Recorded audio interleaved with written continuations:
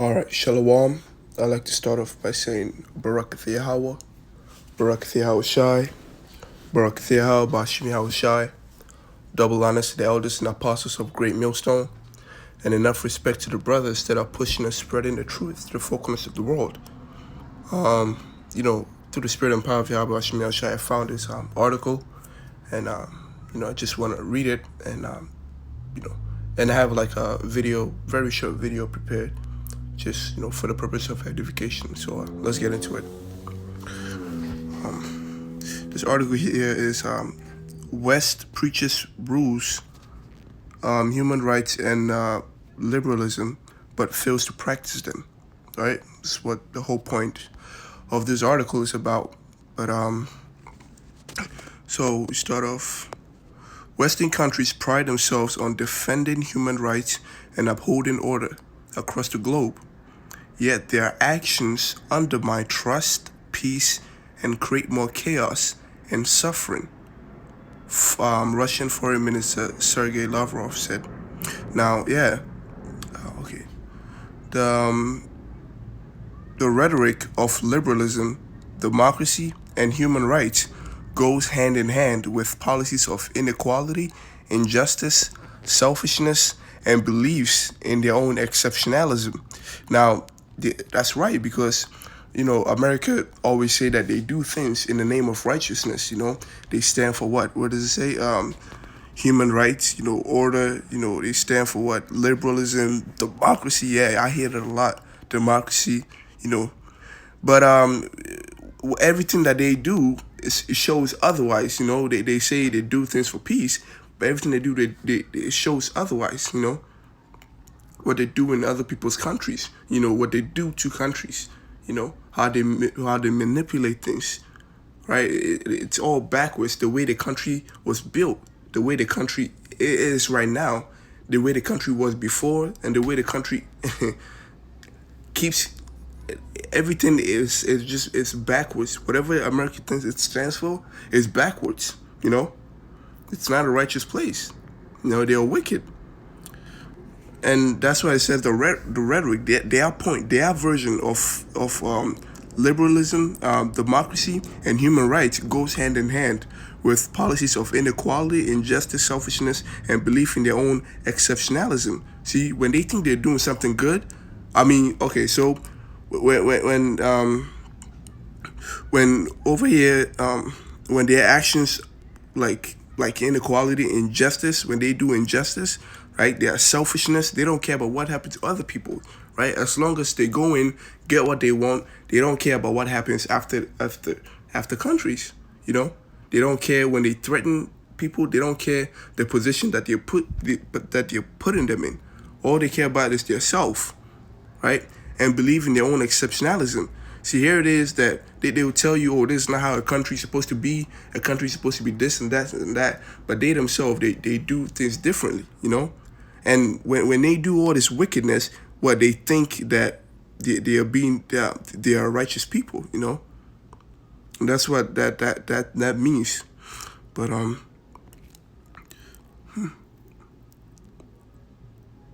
the hypocrisy, man. But hey, this is why the scripture says. It's like.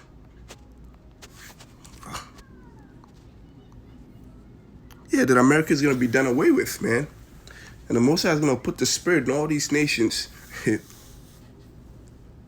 he's going to send his established army, the nuclear missiles. They're going to come and wipe this place out.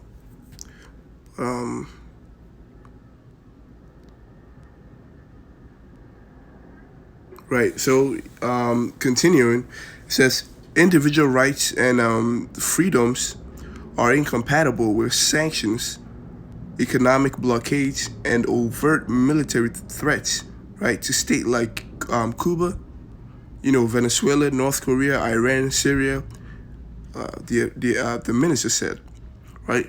Bombing and regime change campaigns in places like Libya and Iraq have destroyed their statehood and killed tens of thousands, right? So they go in and they do all these wickedness in other people's countries. And notice right here, we know that bombings, every other week you hear America bombing another nation, They have the right to do it. Nobody can tell them anything. They're the only people that can do that. And regime changes. They go into a country, right? And they when they don't like a leader, they change him. And the result of that is what? Tens of thousands get killed. Because here it is, sometimes because a leader of a certain country, right, doesn't like isn't feeding America, isn't ruling in order to like benefit only America, they want to go and change him, right, and take him out of the place of power. Now, when they go over there and take him out the place of power, sometimes, most of the time, the people like him because the people know that the leader is doing something that has the people's best interest in heart, right?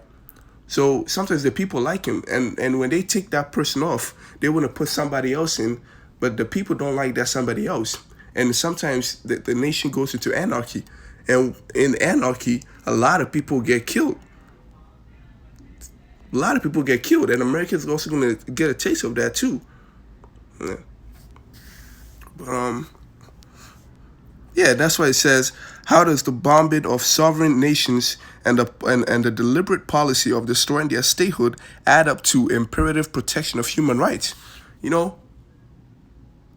How is what you're saying righteous? How is what you're saying, how does it back up what you tell the world about yourself? It's all bullshit. Now, you watch this video, it says CIA's fatal tactics to overthrow government. It's 3 minutes. We watch it and then, we bring this to an end. It's not a secret that the U.S. intelligence organization, the CIA, has overthrown many foreign governments. Here are 5 of the subtle and not so subtle ways it's done it. The first thing the CIA will usually try is funding the opposition. This is the safest and easiest method for the CIA. It can be as simple as giving money to opposition groups or as complicated as supporting a military coup. And it happened in South Vietnam in 1963. Similar instances happened in Brazil and Guatemala. Declassified documents show how the CIA supported the coup plotters, namely Vietnamese generals, to oust the country's leader, Ngo Dinh Diem. Number 2. Assassination.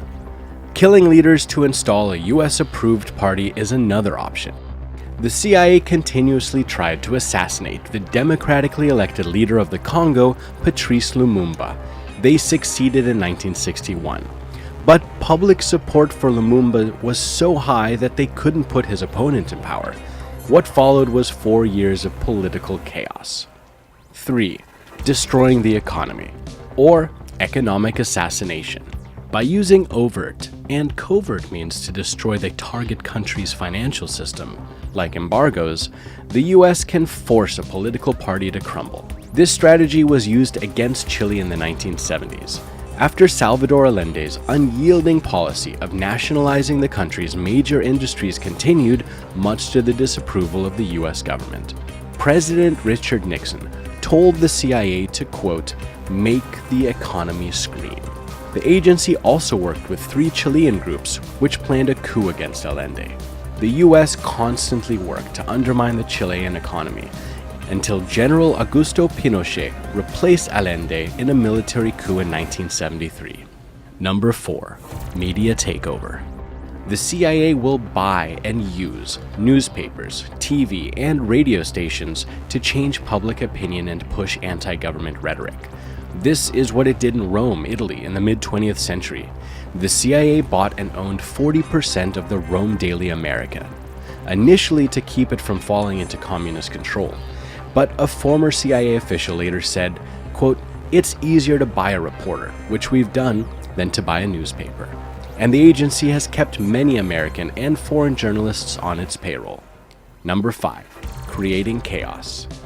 Causing panic among the people and creating social tensions through street protests is another way the agency has overthrown governments. And making sure the protesters don't know the real motives are also key. The fact that Iran's democratically elected leader Mohammad Mossadegh nationalized an Iranian oil industry previously operated by British companies was not very welcome by the US and the UK. The two countries instigated a coup to overthrow him in 1953, mainly through the efforts of the CIA. To throw Mossadegh out, millions of dollars were channeled into Tehran to buy off his supporters and finance street protests. The result? Mossadegh ended up living the rest of his life under house arrest. This is what we do know about the secretive organization, but who knows what we don't know? Yeah. So I mean, yeah, that's that. But it gets more into it. But like the more we read, the more like because remember too, RT is also like it also try to push its own try to push propaganda, and they say things like this. What you call it?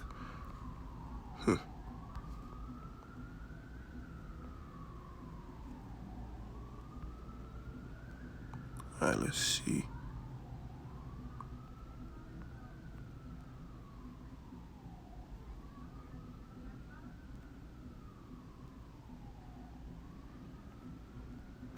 Yeah. By contrast, Russia is proposing that the world move from the imperial mindset of 19th and 20th century, when the world was dominated by a handful of powers. Today's world polycentric, meaning all nations must consider the approaches and concerns of all those who take part in the international relations without an exception. Only this will guarantee a stable and secure future, Lavrov said. So, like, most of the times, when you read things like this, you also just gotta be, aware, because sometimes you read these things and you start, supporting, you start being a patriot for Russia or something like that. But that's not the point. We use this because what they show the nakedness of America, right? But we just don't want you to get confused that we're not for Russia, right? We're not praying for America to be done away with by Hal-Bashim al-Shai just so Russia could come and rule, right? The only kingdom, because none of these kingdoms on earth are righteous, right? It's not their job. That's it. Once America it's our kingdom. That's what we're praying for. That's what already has been established, all right? So don't get it twisted. All right, we're not Russian patriots. No. We don't care. They're also going to be destroyed. They're also going to get brought down. All right. So, so the whole thing, America's going to be destroyed. But this video was to show you why these nations hate America and why the prophecy is going to come to pass, man. So, with that, I'll say, shalom. I hope, somebody was edified. And, Yahweh Bashim al-Shai Barakatah.